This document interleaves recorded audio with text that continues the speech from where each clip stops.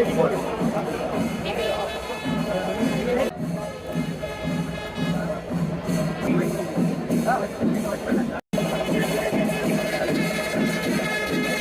നമസ്കാരം. ഞാനിപ്പോൾ വടക്കുന്നാഥ അമ്പലത്തിലാണ്. തൃശ്ശൂർ പൂരത്തിൻ്റെ പൂരവിളംബരം നടത്താൻ വേണ്ടിയിട്ട് നെയ്തലക്കാവ് ഭഗവതി പോകുന്നുണ്ട്. ഇവിടുന്ന് തെക്കേ ഗോപുരനട തുറന്നിട്ട് വേണം പൂരവിളംബരം നടത്താൻ വേണ്ടിയിട്ട്. പൂരവിളംബരം കാണാൻ വേണ്ടിയിട്ട് ഞാൻ വളരെ നേരത്തെ തന്നെ എത്തിയിട്ടുണ്ട്. വളരെ നേരത്തെ എത്തിയതല്ല, ഞാൻ ബാംഗ്ലൂരിൽ നിന്ന് വരുന്ന വഴിയാണ്, വീട്ടിൽ പോയിട്ടില്ല. എൻ്റെ ലഗേജെല്ലാം ഞാൻ തൃശ്ശൂർ റെയിൽവേ സ്റ്റേഷനിൽ വെച്ചിരിക്കുകയാണ്, ക്ലോക്ക് റൂമിൽ. ഇനി വിളംബരമൊക്കെ കഴിഞ്ഞതിന് ശേഷം വേണം അതൊക്കെ എടുത്തിട്ട് നേരെ വീട്ടിൽ പോകാൻ വേണ്ടിയിട്ട്. നെയ്തലക്കാവ് ഭഗവതി അവിടെ നിന്ന് പുറപ്പെട്ടിട്ടുണ്ട്. പക്ഷേ ഏത് വഴി കൂടെയാണ് നമ്മുടെ തേക്കിൻകാട് മൈതാനത്തിലേക്ക് പ്രവേശിക്കുക എന്നുള്ളത് എനിക്ക് ഒരു കൺഫ്യൂഷനായിരുന്നു. കുറച്ച് കഴിഞ്ഞപ്പോൾ തന്നെ മണികണ്ഠനാൽ പരിസരത്തു നിന്ന്, ആ ഭാഗം തന്നെ തോന്നുന്നു, അവിടെ നിന്ന് കയറി വരുന്നത് കണ്ടു. അപ്പോൾ അതുവരെ വേറെ എന്തോ ഒരു ഇൻസ്ട്രുമെൻ്റൊക്കെയാണ് അവർ ഉണ്ടായിരുന്നത്. പിന്നെ അതിന് ശേഷം ഒരു പാണ്ഡ്യമേളൊക്കെ കൂട്ടിയിട്ടാണ് അവർ പിന്നെ തുടർന്നു വന്നത്.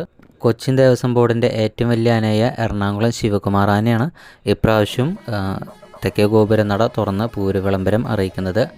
പണ്ട് കാലത്തും എറണാകുളം ശിവകുമാർ തന്നെയായിരുന്നു. പിന്നെ അതിൻ്റെ ഇടയിലാണ് നമ്മുടെ തെച്ചിക്കോട്ടുകാവ് രാമചന്ദ്രൻ വന്നിട്ട് ആ ഒരു പൂരവിളംബരമൊക്കെ നടത്തിയത്. രാമചന്ദ്രൻ വന്നതിന് ശേഷം പൂരവിളംബരം കുറച്ചും കൂടി ഗംഭീരമായി മീൻസ് ജനകീയമായി ഒരുവിധം ആളുകളെല്ലാവരും അറിയാൻ തുടങ്ങി. അതായത് രാമന് ആ ഒരു സമയത്ത് കുറച്ച് വിലക്ക് കാര്യങ്ങളൊക്കെ ഉണ്ടായിരുന്നു. അത് കഴിഞ്ഞിട്ട് രാമൻ വരുന്നതാണ്.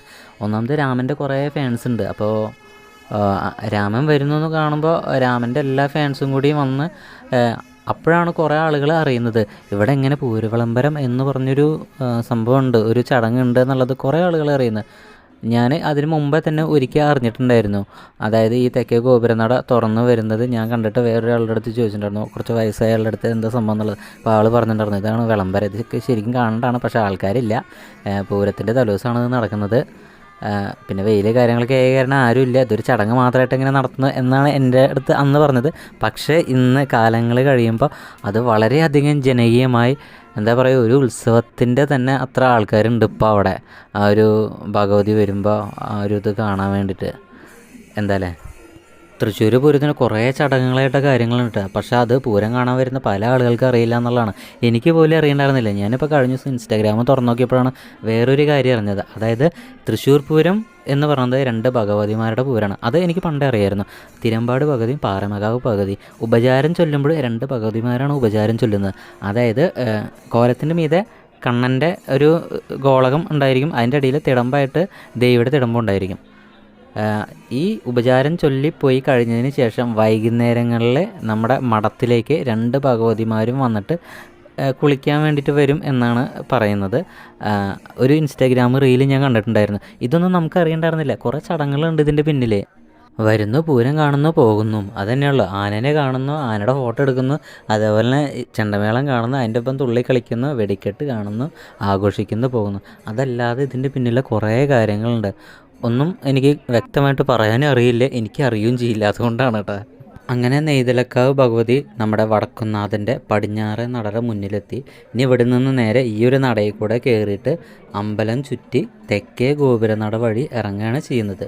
കഴിഞ്ഞ കുറച്ച് കാലങ്ങളായിട്ട് തെക്കേ ഗോപുരനട തുറക്കുന്ന ആ ഒരു ചടങ്ങിനെ ഞാൻ ഗോപുരനടയുടെ ഫ്രണ്ടിലാണ് നിൽക്കുന്നുണ്ടായിരുന്നത്, ആ ഒരു നട തുറപ്പ് ശരിക്കും കാണാൻ വേണ്ടിയിട്ട്. അപ്പോൾ അന്ന് മുതലുള്ള ഒരു ആഗ്രഹമായിരുന്നു ഇതിൻ്റെ ഉള്ളിൽ എന്താണ് നടക്കുന്നത് എന്നുള്ളത്. അപ്പോൾ ഇപ്രാവശ്യം ആന വരുമ്പോൾ ആനയോടൊപ്പം തന്നെ അമ്പലത്തിനായി അകത്തും കൂടിയും കയറണം എന്നുള്ളത് തീരുമാനിച്ചതാണ്. അതുകൊണ്ടാണ് ഞാനിപ്പോൾ ഇവിടെ വെയിറ്റ് ചെയ്ത് നിൽക്കുന്നത്. ഇനിയാണ് ടെസ്റ്റ് വരുന്നത്. വേറെ ഒന്നല്ല, അമ്പലത്തിൻ്റെ അകത്തേക്ക് കയറുമ്പോൾ ഒരാളും ചെരുപ്പ് ധരിക്കാൻ പാടില്ല. എന്ത് ചെയ്യും? ചെരുപ്പ് ഇവിടെ പുറത്ത് വെച്ചിട്ട് നഗ്ന പാതനായിട്ട് അകത്തേക്ക് പോകുക എന്നുള്ളതാണ്. സമയം നല്ല വെയിൽ ചൂടായിക്കൊണ്ടിരിക്കുന്ന സമയം. അമ്പലത്തിൻ്റെ അകത്താണെങ്കിൽ നല്ല കരിങ്കല്ല് പാകിയ സ്ഥലമാണ്. അവിടെയൊക്കെ നല്ല ചുട്ട് പൊള്ളുന്ന ഇതാട്ടോ, ചൂടാണ് കേട്ടുള്ളത്. ഈ ആന എങ്ങനെയാണാവോ ഇതിൻ്റെ ഇടയിൽ കൂടെ അങ്ങനെ പോകുന്നത്? ശരിക്കും ഈ നെയ്തലക്കാവ് ഭഗവതി വന്ന് തെക്കേ ഗോപുരനട തുറന്നിടുന്നത് എന്തിനാണെന്ന് വെച്ചിട്ടുണ്ടെങ്കിൽ കണിമംഗലം ശാസ്താവിന് വന്ന് കയറാൻ വേണ്ടിയിട്ടാണ്. കണിമംഗലം ശാസ്താവ് ഇവിടെ വടക്കുന്നാഥൻ്റെ ഗുരുസ്ഥാനീയനാണെന്നാണ് പറയുന്നത്. അപ്പോൾ ഗുരു നേരിട്ട് ഭഗവാന്റെ മുന്നിൽ വന്നിട്ടുണ്ടെങ്കിൽ ഭഗവാൻ എഴുന്നേറ്റ് നിൽക്കണം. അപ്പോൾ അത് ഒഴിവാക്കാൻ വേണ്ടിയിട്ടാണ് നേരെ തെക്കേ ഭാഗത്തു കൂടെ കയറിയിട്ട് പടിഞ്ഞാറ് ഭാഗത്തേക്ക് കൂടെ കണിമംഗലം ശാസ്താവ് ഇറങ്ങി വരുന്ന രീതിയിൽ ചിട്ടപ്പെടുത്തിയിരിക്കുന്നത്. അപ്പോൾ തെക്കേ ഗോപുരനട ആദ്യം തന്നെ തുറന്നിടണം. അതിന് വേണ്ടിയിട്ടാണ് നെയ്തലക്കാവ് ഭഗവതി ആദ്യം തന്നെ വന്നിട്ട് ഇവിടെ തെക്കേ ഗോപുരനട തുറന്നിടുന്നത്. ഇപ്പോൾ ഈ കണ്ടുകൊണ്ടിരിക്കുന്നത് വടക്കുന്നാഥൻ അമ്പലത്തിനകത്തുള്ള പൂരത്തിന് വേണ്ടിയിട്ടുള്ള തയ്യാറെടുപ്പുകളാണ്. ഇവിടെയാണ് ഇലഞ്ഞിത്തറ മേളം നടക്കുന്നത്. ഇലഞ്ഞിത്തറ മേളം കുറേ കാലമായിട്ട് ഞാൻ കാണണം എന്ന് ആഗ്രഹിച്ചിട്ടുള്ള സംഭവമാണ്. പക്ഷേ ഇലഞ്ഞിത്തറ മേളം നടക്കുന്ന സമയത്ത് അകത്തേക്ക് പോലീസുകാർ ആരും കടത്തിവിടില്ല. ഭാഗ്യമുണ്ടെങ്കിൽ മാത്രമാണ് കടത്തിവിടാൻ പറ്റുള്ളൂ. പിന്നെ ഒന്നാമത് നല്ല തിക്കും തിരക്കായിരിക്കും. അതുകൊണ്ട് തന്നെ പ്രവേശനം കുറച്ച് കഴിഞ്ഞ് അവർ ബ്ലോക്ക് ചെയ്യും. പിന്നെ കുറച്ച് ആൾക്കാരെ ഇറങ്ങിയതിന് ശേഷമാണ് പിന്നെ അടുത്ത ആൾക്കാരെ കയറ്റുള്ളൂ. അപ്പോൾ അങ്ങനെയും കുറച്ച് കാര്യങ്ങളുണ്ട്. അപ്പോൾ ഭാഗ്യം വേണം എല്ലാത്തിനും. ഭാഗ്യമുണ്ടെങ്കിൽ നമുക്ക് അതിൻ്റെ ഉള്ളിൽ കയറി കാണാനൊക്കെ പറ്റും. അമ്പലത്തിനകത്ത് വളരെ കുറച്ച് ആൾക്കാർ മാത്രമേ ഉള്ളൂ. ഏറ്റവും കൂടുതൽ ആൾക്കാർ നിൽക്കുന്നത് നമ്മുടെ തെക്കേ ഗോപുരനടയുടെ പുറത്താണ് നിൽക്കുന്നത്. അതായത് തെക്കേ ഗോപുരനട തുറന്ന് വരുന്നത് കാണാൻ വേണ്ടിയിട്ടുള്ള നിൽപ്പാണ് നിൽക്കുന്നത്. ഞാനാണെങ്കിൽ ആനയുടെ പിന്നിൽ നിന്ന് ഫോട്ടോ എടുക്കാൻ വേണ്ടിയിട്ട് ആ ഗോപുരത്തിൻ്റെ പിന്നിൽ നിന്നിട്ടുള്ള ഒരു ഫോട്ടോ ഉണ്ടല്ലോ, അതിന് വേണ്ടിയിട്ടാണ് മെയിനായിട്ട് ഇങ്ങനെ ആനയുടെ പിന്നാലെ പോകുന്നത് കേട്ടോ. അതൊരു കാര്യമാണ്. അപ്പോൾ നമ്മൾ കുറച്ച് കാലം കണ്ടതാണല്ലോ മുന്നിൽ നിന്നിട്ടുള്ള കാഴ്ചകൾ. ഇനി പിന്നിൽ നിന്നുള്ള കാഴ്ചകൾ കാണാം. ആ ഒരു ഫോട്ടോ ആണ് എനിക്ക് വേണ്ടത്. അതാണ് ഞാൻ തമ്പലൈനിൽ ഇടാൻ ഉദ്ദേശിക്കുന്നതും. അമ്പലത്തിനകത്ത് ചെരുപ്പിടാതെ ഇതേപോലെ ഞാൻ വന്നിട്ടുള്ളത് പണ്ടൊരിക്കുക നമ്മുടെ പാറമക്കാവ് വേലയുടെ അന്നാണെന്ന് തോന്നുന്നു. അന്ന് ഇതേപോലെ ചെരുപ്പിടാൻ അനുവദിച്ചില്ല. പക്ഷേ നമ്മുടെ ആനയൂട്ടിന് ചെരുപ്പിട്ടിട്ടുണ്ടായിരുന്നോ എന്നൊരു സംശയം, അറിയില്ല, ഓർമ്മയില്ല കേട്ടോ എനിക്ക്. കാരണം ചെരുപ്പിടാതെ ഈ ഒരു പോക്ക് എന്തായാലും ജീവിതത്തിൽ ഒരിക്കലും മറക്കില്ല. കാരണം അത്രയും നല്ല വെയിലായിരുന്നു. ആ വെയിലത്താണ് ഞാൻ ചെരുപ്പില്ലാതെ ഇങ്ങനെ നടന്നുകൊണ്ടിരിക്കുന്നത് കേട്ടോ. കാല് ചുട്ട് പൊള്ളുന്നുണ്ട്. ആനയുടെ കാര്യത്തിലാണ് എനിക്ക് സംശയമുള്ളത്. ആനയ്ക്ക് എങ്ങനെയാണ് ഇങ്ങനെ നിൽക്കുന്നത്? ഞാൻ ഒരു ദിവസം ഇപ്പോൾ ഈ കുറച്ച് നേരം നടന്നപ്പോൾ എൻ്റെ കാല് നല്ല രീതിയിൽ പൊള്ളുന്നുണ്ട്. അപ്പോൾ ആന സ്ഥിരമായിട്ട് ചെരുപ്പ് ഉപയോഗിക്കാണ്ട് നിൽക്കുന്നതാണ്. അപ്പോൾ ആനയ്ക്ക് എത്രത്തോണ്ട് വേദന ഉണ്ടായി. നമ്മുടെ വടക്കുന്നാഥ അമ്പലത്തിൻ്റെ ഉള്ളിലായാലും പുറത്തായാലും തൊഴുന്നതിന് ഒരു രീതികളൊക്കെ ഉണ്ട്. അപ്പോൾ അതിൽ ഒരു ഭാഗമാണ് നമ്മുടെ ഈ ഒരു ചുമരിൻ്റെ ഉള്ളിൽ കൂടെയുള്ള പൊത്തി കൂടെ നോക്കിയിട്ട് വടക്കുന്നാഥൻ്റെ താഴെ കൂടെ നോക്കി പ്രാർത്ഥിക്കുക എന്നുള്ളത്. അപ്പോൾ അതിനെക്കുറിച്ച് ഞാനൊരു വേറെ വീഡിയോ ചെയ്യാൻ പ്ലാനുണ്ട്. നടക്കുമെന്നറിയില്ല.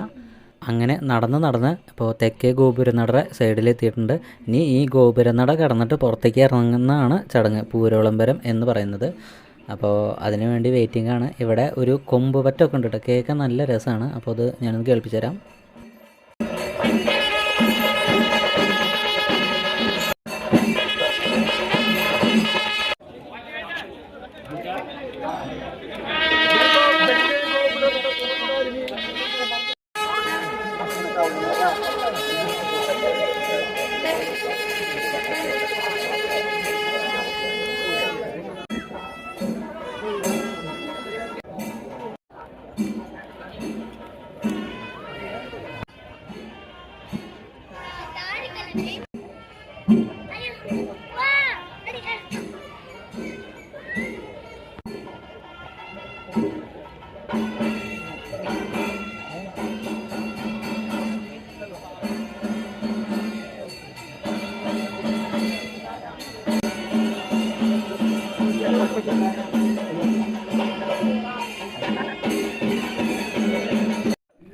അങ്ങനെ ഇവിടുത്തെ മേളങ്ങളൊക്കെ കഴിഞ്ഞു. ഇനി നേരെ ഗോപുരനട തുറക്കാൻ വേണ്ടി പോവാണ്. ശരിക്കും ഈ ഒരു ഗോപുരത്തിന് 3 ഗേറ്റ് ഉണ്ടെന്നാണ് എനിക്ക് തോന്നുന്നത്. ഏറ്ററ്റത്ത് ഒരു ഗ്രില്ലുള്ളത്, രണ്ടാമത്തെ നടുക്കിലായിട്ട് നല്ല കട്ടിയുള്ളൊരു വാതിലിൻ്റെ, പിന്നെ മൂന്നാമത് ഇങ്ങേ അറ്റത്ത് വേറൊരു ഗ്രില്ലുണ്ടോയെന്ന് തോന്നുന്നു, അറിയില്ല കേട്ടോ. ശരിക്കൊരു നമ്മുടെ ഗ്രില്ല് പോലുള്ള ഗേറ്റാണ് നമ്മുടെ ഏറ്റവും അറ്റത്ത് കണ്ടിട്ടുള്ളത്. അതാണ് തുറക്കുന്നത്. നമുക്ക് നോക്കാം. ഒരുപാട് കൊല്ലങ്ങൾ പഴക്കമുള്ളൊരു അമ്പലം കൂടിയാണ് നമ്മുടെ വടക്കുന്നാഥൻ അമ്പലം. യുനെസ്കോ അംഗീകരിച്ചിട്ടുള്ള ഒരു ടെമ്പിളും കൂടിയാണ്. ഒരുപാട് ക്ഷേത്രങ്ങൾ ഇതേപോലെ ഉണ്ട്. നമ്മുടെ തഞ്ചാവൂർ ക്ഷേത്രം, ബേലൂര് ചെന്നകേശവ ക്ഷേത്രം, അതേപോലെയൊക്കെ വലിയൊരു അമ്പലത്തിൻ്റെ കൂട്ടത്തിൽ തന്നെ നമ്മുടെ വടക്കുന്നാഥൻ്റെ അമ്പലം പെടുന്നുണ്ട്. പല സ്ഥലത്തും ഞാൻ ചെല്ലുമ്പോൾ ആ അമ്പലത്തിൻ്റെ സ്ട്രക്ചർ കാര്യങ്ങളൊക്കെ ഞാൻ നോക്കാറുണ്ട്. ഇപ്പോൾ ഇതേപോലെ ഗോപുരനടയുള്ള കുറച്ച് അമ്പലങ്ങളൊക്കെ ഞാൻ കണ്ടിട്ടുണ്ട്. ഏതാണെന്ന് എനിക്കിപ്പോൾ ഓർമ്മ വരുന്നില്ല. പക്ഷെ എന്നാലും ഗോപുരനടകൾ ഇങ്ങനെയൊക്കെ വരുന്നുണ്ട്. കർണാടക ഭാഗത്ത് ചെന്നുണ്ടെങ്കിൽ അവിടെ ബേലൂർ ക്ഷേത്രം, അതേപോലെ കുറേ ക്ഷേത്രങ്ങൾ ഞാൻ കണ്ടിട്ടുണ്ട് കേട്ടോ. അതായത് പണ്ട് കാലത്ത് ഏതെങ്കിലും ഒരു അമ്പലം പണി കഴിപ്പിച്ചിട്ടുണ്ടെങ്കിൽ അതേ രീതിയിൽ കുറേ അമ്പലങ്ങൾ അങ്ങനെ പണി കഴിപ്പിക്കും. ഇപ്പം നമ്മുടെ തഞ്ചാവൂർ അമ്പലം ആ ഒരു ഗോപുരമൊക്കെ പണി കഴിപ്പിച്ചില്ലേ, അതേപോലെ കുറേ അമ്പലങ്ങൾ അതേപോലെ ഉണ്ട്. അവിടെ പുറത്ത് ആയിരക്കണക്കിന് ആളുകൾ ഭഗവതിയുടെ ആ ഒരു തെക്കോട്ടിറക്കം കാണാൻ, ആ ഒരു പൂരവിളംബരം കാണാൻ വേണ്ടിയിട്ട് അവിടെ കാത്തു നിൽപ്പാണ്. നല്ല പൊള്ളുന്ന വെയിലത്തും അവരങ്ങനെ കാത്തു നിൽക്കണം കേട്ടോ. ഇവിടെ നിന്നുകൊണ്ട് നമുക്ക് ആ ആളുകളെ കാണാൻ സാധിക്കുന്നില്ല എന്ന് മാത്രമേ ഉള്ളൂ. പുറത്തിറങ്ങി കഴിഞ്ഞിട്ടുണ്ടെങ്കിൽ ആ ഒരു ജനസാഗരം നമുക്ക് നേരിട്ട് തിരിച്ചറിയാവുന്നതാണ്. ഇത് അമ്പലത്തിൻ്റെ ഉള്ളിലുള്ള കുറച്ച് കാഴ്ചകളാണ്. അപ്പോൾ എന്തായാലും അവിടെ തിക്കും തിരക്കാണ്. ആന കുറച്ചൊന്ന് ഇറങ്ങിയതിന് ശേഷമാണ് എനിക്ക് ആ ഭാഗത്തേക്ക് നടക്കാൻ പറ്റുള്ളൂ. അതുകൊണ്ടാണ് ഞാൻ ഈ ഒരു ഭാഗത്ത് കുറച്ചും കൂടി ഒന്ന് നടന്നു നോക്കിയത്. നല്ല രസമുണ്ട് കേട്ടോ. നല്ല അറ്റ്മോസ്ഫിയറാണ് ഇവിടെയൊക്കെ ഉള്ളത്. അങ്ങനെ ഭഗവതി ഇപ്പോൾ തെക്കോട്ട് ഇറങ്ങി കഴിഞ്ഞു. അവിടെ ജനസാഗരമാണ് നിൽക്കുന്നത് കേട്ടോ. ഈ ഒരു കാഴ്ചയ്ക്ക് വേണ്ടിയിട്ടാണ് ഞാൻ എത്ര നേരം ആനയുടെ പിന്നാലെ നടന്നുകൊണ്ടിരിക്കുന്നുണ്ടായിരുന്നത്. ഇതൊന്ന് നേരിട്ട് കാണാൻ വേണ്ടിയിട്ട്. ഇത് കുറച്ച് ഉയരത്തിലാണ് ഇപ്പോൾ നമ്മൾ നിൽക്കുന്നത്. ആ ഉയരത്തിൽ നിന്ന് ആ ഒരു താഴ്ച ഭാഗത്തേക്ക് നോക്കുമ്പോൾ ഫുള്ളായിട്ട് നമുക്ക് ആ ഒരു നഗരം കാണാൻ പറ്റും.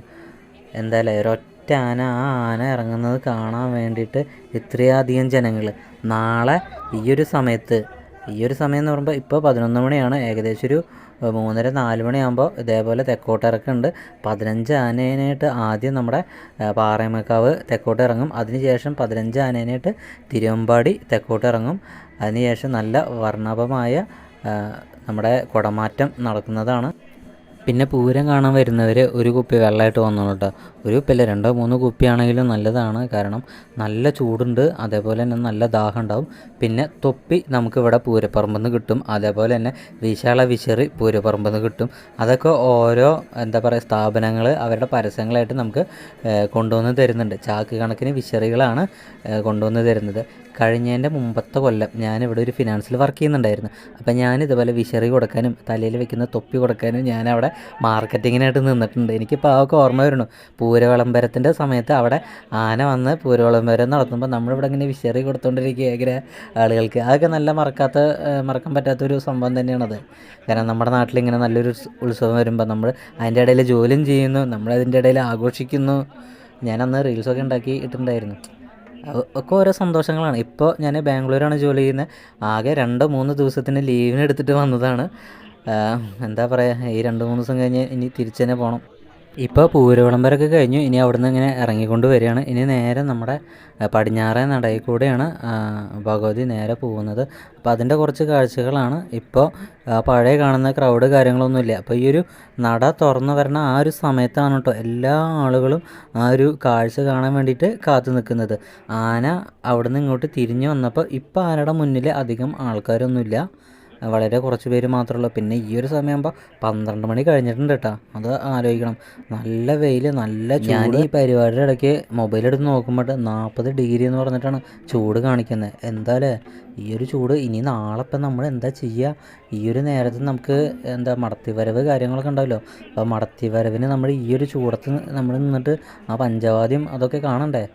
ചൂടിനെ കുറിച്ച് കൂടുതലായിട്ട് സംസാരിക്കുന്ന വേറൊന്നുമല്ല, കാല് നല്ല രീതിയിൽ പൊള്ളുന്നുണ്ട്. നേരത്തെ അമ്പലത്തിലേക്ക് കയറുമ്പോൾ ഞാൻ ചെരുപ്പ് ഊരി വെച്ചിട്ടുണ്ടായിരുന്നല്ലോ, ഇപ്പോഴും ഞാൻ ചെരുപ്പ് എടുത്തിട്ടിട്ടില്ല. അതുകൊണ്ടാണ് ഇനി ആന പോകുന്ന ആ ഒരു സ്ഥലത്താണ് ഞാനിവിടെ ചെരുപ്പ് ഊരി വെച്ചിരിക്കുന്നത്. അവിടെ നിന്ന് ചെരുപ്പ് എടുത്തിട്ട് വേണം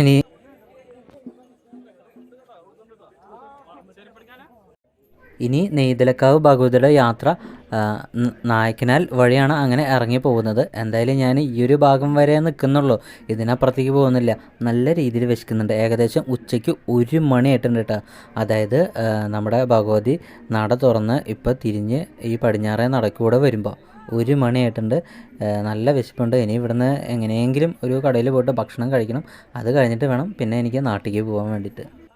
അപ്പോൾ നാളെ രാവിലെ തന്നെ ഇവിടെ ഘടകപൂരങ്ങളൊക്കെ വന്നു തുടങ്ങും. അപ്പോൾ എൻ്റെ ഒരു ആഗ്രഹം എന്ന് പറഞ്ഞിട്ടുണ്ടെങ്കിൽ രാവിലെ തന്നെ ഇവിടെ എത്തിയിട്ട് ഘടകപൂരങ്ങൾ കാണണം, അതിൻ്റെ വീഡിയോസ് എടുക്കണം എന്നുള്ളതാണ്. ഇന്നേ വരെ ഞാൻ ഘടകപൂരങ്ങളുടെ വരവ് രാവിലത്തെ ഞാൻ നേരിട്ട് കണ്ടിട്ടില്ല. വൈകുന്നേരത്തൊക്കെ ഞാൻ നേരിട്ട് കണ്ടിട്ടുണ്ട്. കാരണം പൂരം കഴിഞ്ഞ് വരണ നേരമാകുമ്പോഴേക്കും ഘടകപൂരങ്ങൾ എഴുന്നള്ളിച്ച് വരാനുള്ള നേരമായിട്ടുണ്ടാവും. അപ്പോൾ അങ്ങനെ കണ്ടിട്ടുണ്ട്. പക്ഷേ രാവിലത്തെ ഞാൻ കണ്ടിട്ടില്ല. രാവിലത്തെ അത് കണ്ടിട്ട് വീഡിയോ എടുക്കണം എന്ന് നല്ലൊരു ആഗ്രഹമുണ്ട്. അപ്പോൾ നാളെ അതും കൂടി ഒന്ന് എടുക്കണമെന്നുണ്ട്. അത് കഴിഞ്ഞാൽ പിറ്റേ ദിവസം നമുക്ക് കാട്ടകാമ്പാല അമ്പലത്തിലാണ് പൂരമുള്ളത്. അപ്പോൾ കാട്ടകാമ്പാല അമ്പലത്തേക്കും കൂടി ഒന്ന് പോകണമെന്നുണ്ട്. എന്തായാലും പൂരം വേറൊരു അപകടങ്ങളോ ഒന്നുമില്ലാതെ ഭംഗിയാവട്ടെ എന്ന് ഞാൻ ആശംസിക്കുന്നു.